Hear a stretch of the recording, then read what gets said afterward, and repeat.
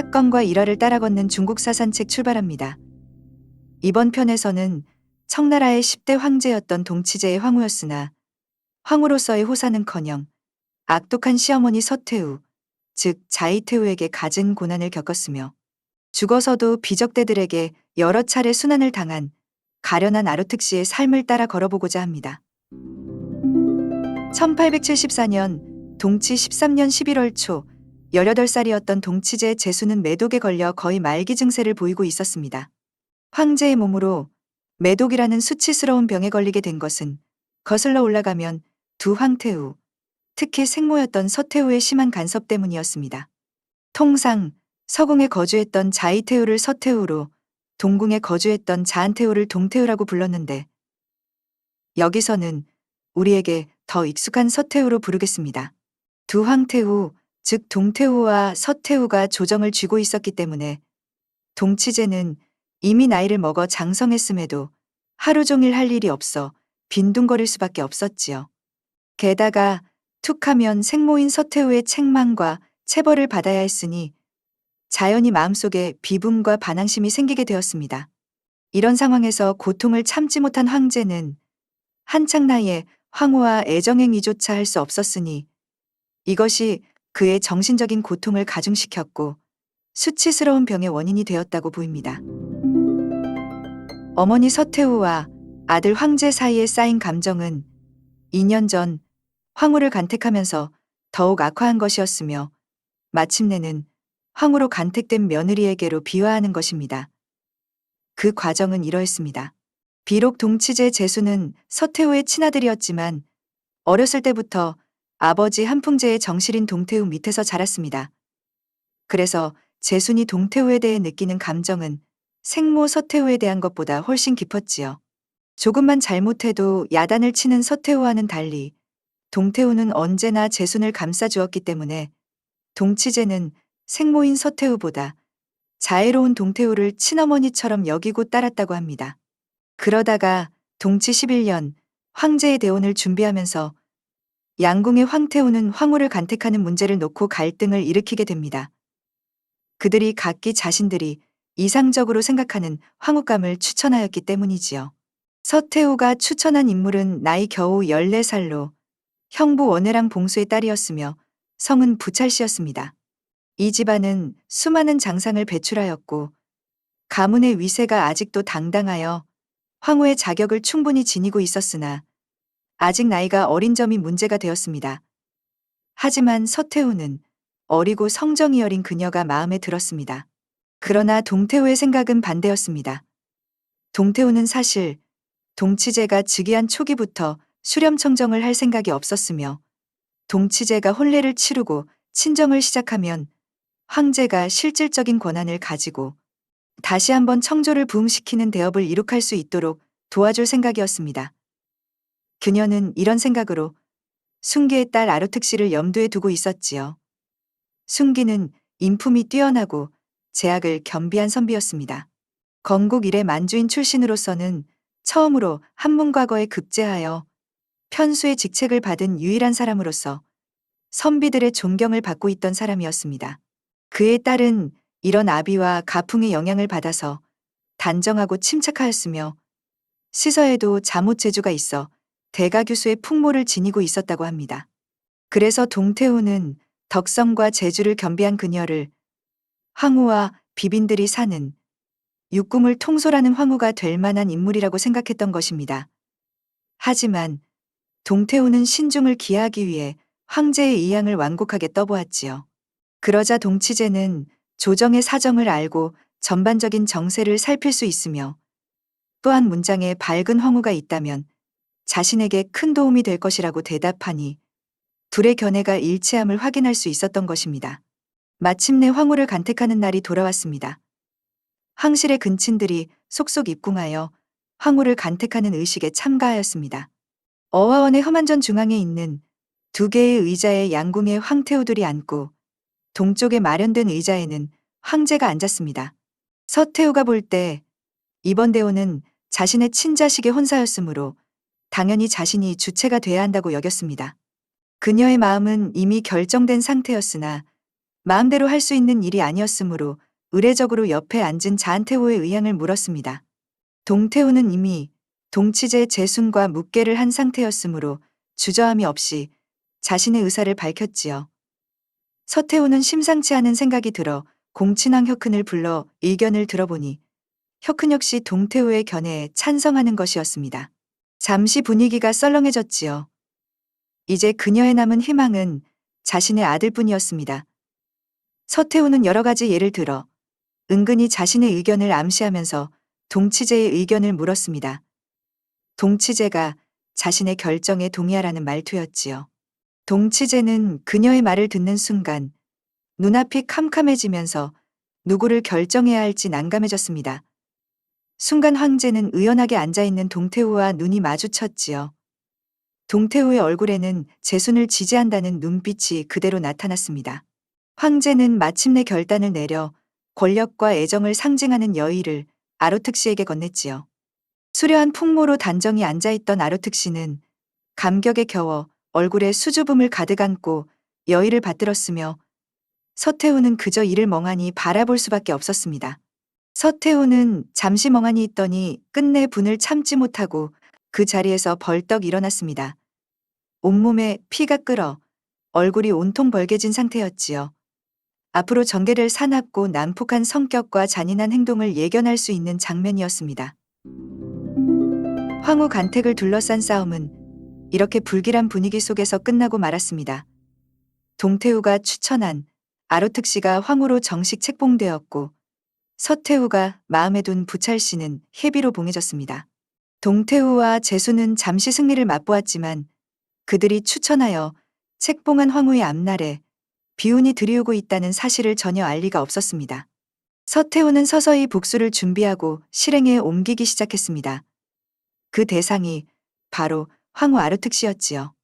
서태우는 여러 차례 가진 핑계를 만들어 황후에게 혹독한 질책을 한 연후에 온갖 명목을 들이대며 황제와 황후 두 사람이 접촉을 하지 못하도록 명령을 내렸습니다. 아울러 황제가 비빈이 필요한 경우에는 그녀가 처음에 황후로 지목한 바 있는 해비에게만 가도록 지시하였습니다.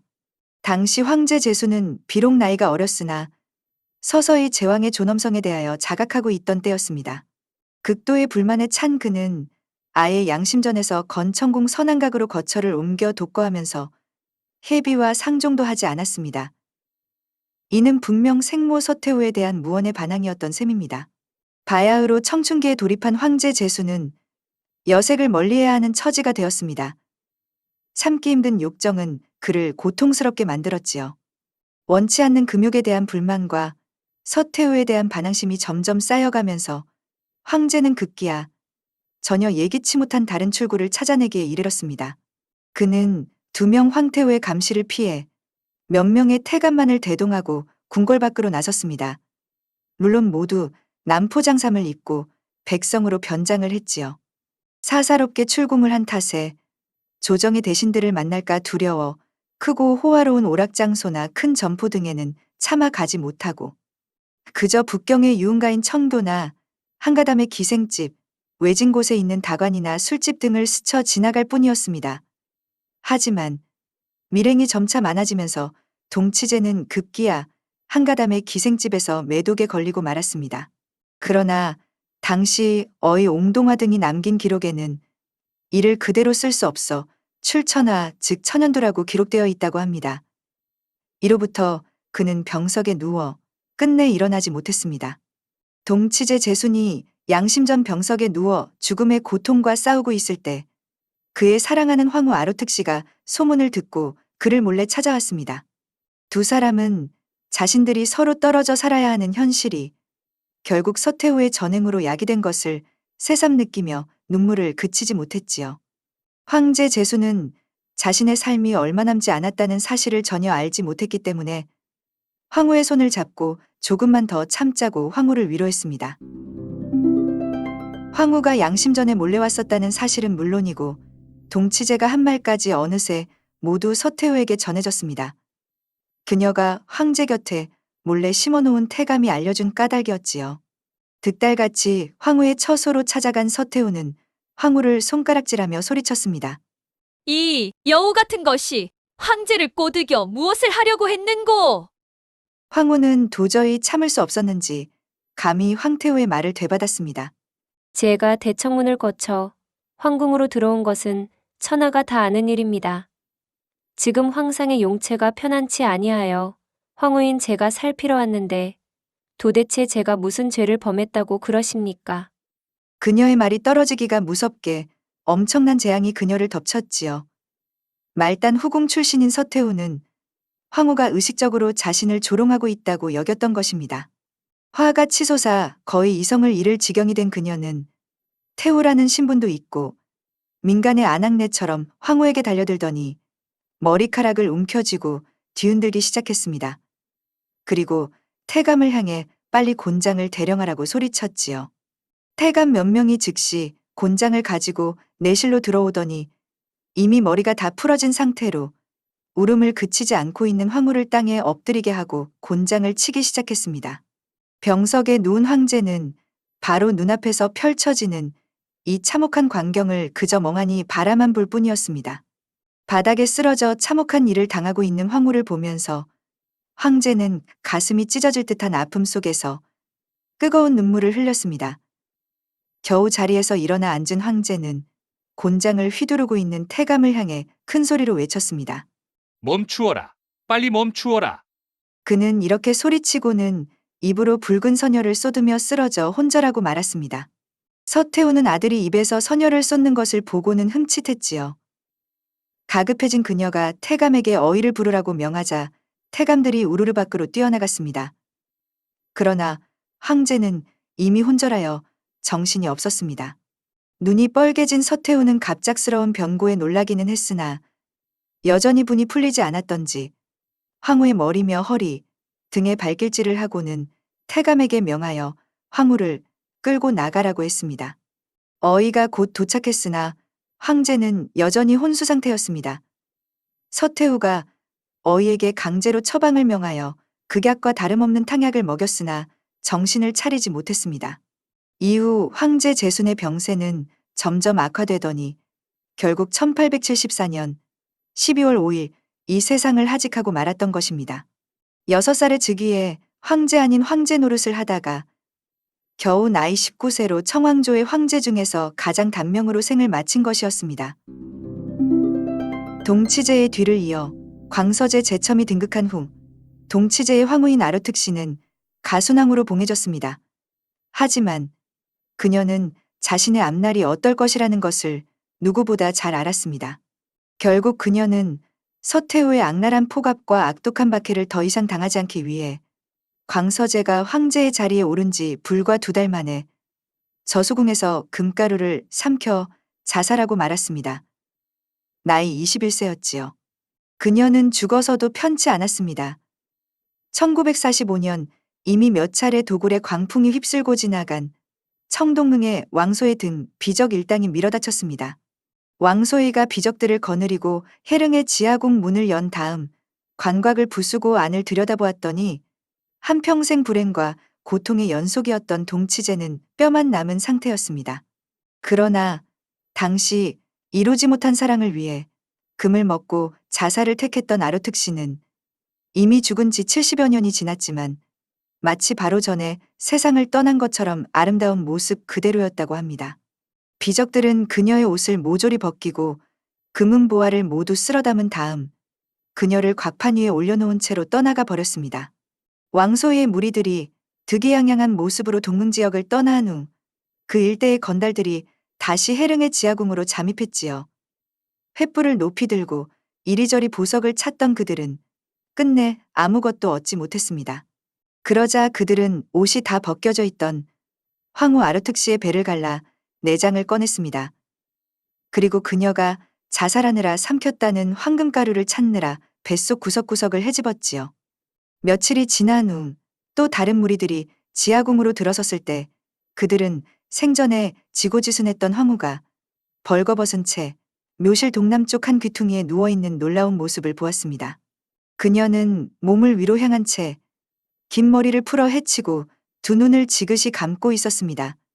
살아있는 듯한 그녀의 얼굴에서 고통이나 애원의 표정은 찾아볼 수 없었습니다.